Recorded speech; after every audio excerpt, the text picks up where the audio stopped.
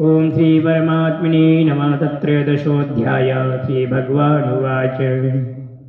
इदं शरीरं कौन्तेय क्षेत्रमित्यभिधीयते एतद्यो वेति तं प्राहुः क्षेत्रज्ञ तद्विदः क्षेत्रज्ञं चापि मां विद्धि सर्वक्षेत्रेषु भारत क्षेत्रक्षेत्रज्ञयोर्ज्ञानं यत्तज्ज्ञानं मतं मम तच्क्षेत्रं यच्च यादृक्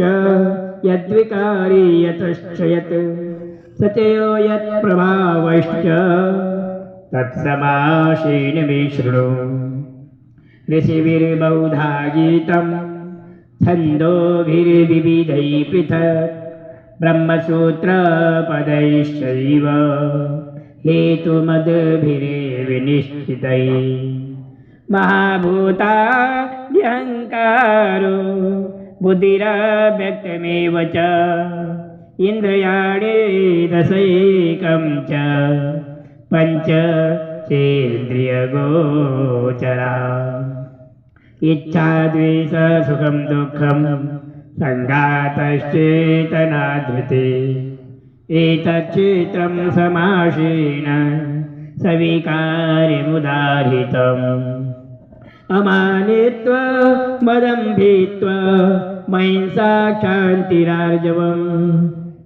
आचार्योपासनं शौचं स्थैर्यमात्मविनिग्रह इन्द्रियार्थेषु वैराग्य मनहङ्कार एव च जन्म मृत्यु जरा व्याधि दुःखदोषानुदर्शनम् असक्तिरनभिस्वङ्ग पुत्रदारगृहादिषु नित्यं च समचित्तत्वं निष्ठानिष्ठोपपत्तिषु मयि चानन्ययोगेन भक्तिरव्यभिचारिणी विविक्तदेशसेवित्वा मरतिरेयने संसदि अध्यात्मज्ञान नित्यत्वं तत्त्वज्ञानात् दर्शनम् एतज्ज्ञानमिति प्रोक्तं मज्ञानं यततोऽन्यथा ज्ञेयं यत्तत् प्रवक्ष्यामि यद् ज्ञात्वा मृतमश्नुते अनादिमत्परं ब्रह्म न सतन्नासदुच्यते सर्वतः पाणिपादं तत् सर्वतोऽशिशिरोमुखं सर्वतः श्रुतिमल्लोके सर्वमावृत्य तिष्ठति सर्वेन्द्रियगुणाभासं सर्वेन्द्रियविवर्जितम् असक्तं सर्वभृच्चैव निर्गुणं गुणभोक्तृ च बहिरन्तश्च भूतानां वचरं चरमेव च सूक्ष्मत्वा तद्विज्ञेयं दूरस्थं चान्तिके च तत् अविभक्तं च भूतेषु विभक्तमिव च स्थितं भूतभर्तृ च तज्ज्ञेयं ग्रसिष्णु प्रभविष्णु च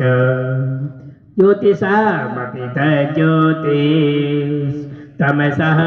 परमुच्यते ज्ञानं ज्ञेयं ज्ञानगम्यं हृदि सर्वस्य विष्ठितम्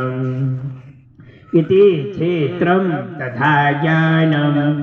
ज्ञेयं चोक्तं समासतः मद्भक्तये तद्विज्ञाय मद्भावाय पवपद्यते प्रकृतिं पुरुषं चैव विद्यनादि उभावपि विकारांश्च गुणांश्चैव विद्धि प्रकृति संभव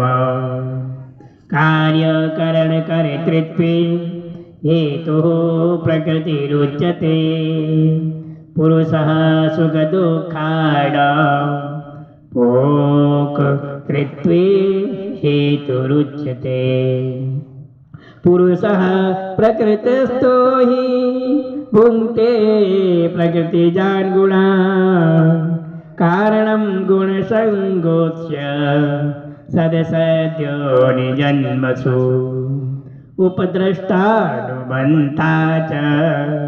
परता भोक्ता महेश्वरः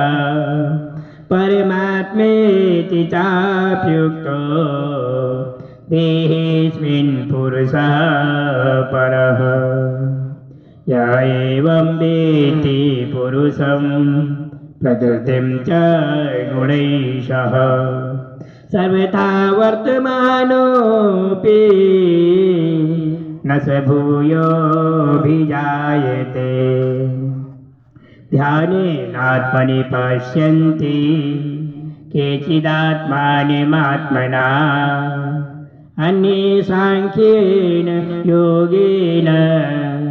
कर्मयोगेन चापरे अन्वे त्वेवमजानन्तः श्रुत्वा नयेभ्य उपासते तेऽपि चाते तरन्त्येव मृत्युं श्रुतिपरायणा यावत् सञ्जायते किञ्चित् सत्त्वं स्थावरजङ्गमम् क्षेत्रक्षेत्रज्ञ संयोगात् तद्विद्धि भरतर्षभ समं सर्वेषु भूतेषु तिष्ठन्तं परमेश्वरं विनश्यत् विनश्यन्तं यः पश्यति स पश्यति समं पश्यन् हि सर्वत्र समवस्थितमीश्वरं न हि नश्यात्मनात्मानं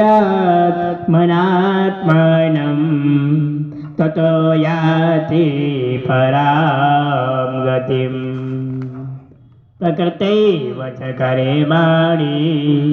क्रियमाणानि सर्वशः यः पश्यति तथात्मानं मा कर्तारं स पश्यति यदा भूत पृथगे भाव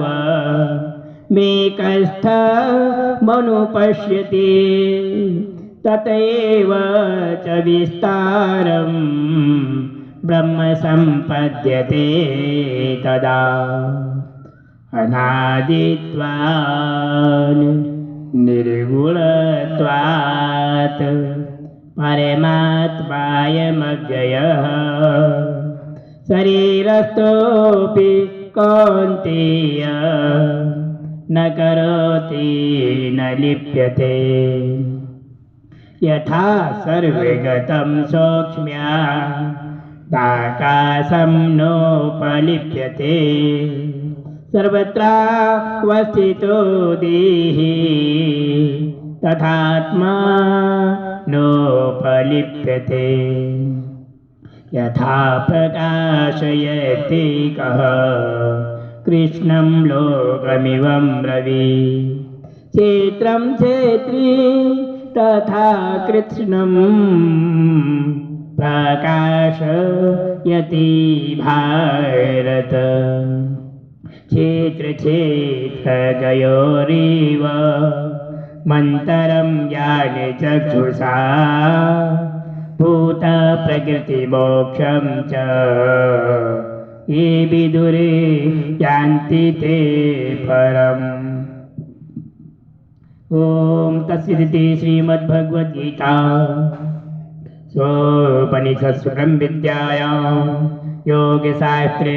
श्रीकृष्णार्जुनसंवादे क्षेत्रक्षेत्रज्ञ विभागयोगो नाम त्रयोदशोऽध्यायः। श्रीकृष्णार्पणमस्तु।